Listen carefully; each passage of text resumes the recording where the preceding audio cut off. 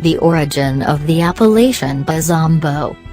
After having read what you said about Professor Leon de Saint Moulin's analysis, I wanted to add something that I think is important and that you have forgotten about the Bazombo.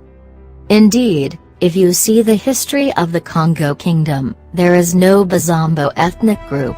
The appellation was born at the time when Portugal created a west garrison of Mbanza Congo, at the confluence of Incansi and Dianta rivers.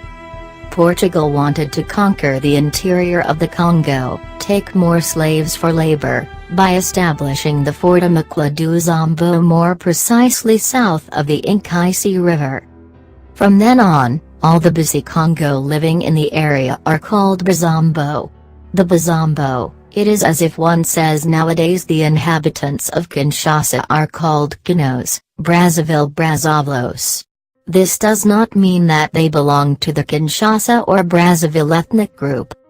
It is an increased grouping of ethnic groups gathered around this place for a commercial, economic purpose.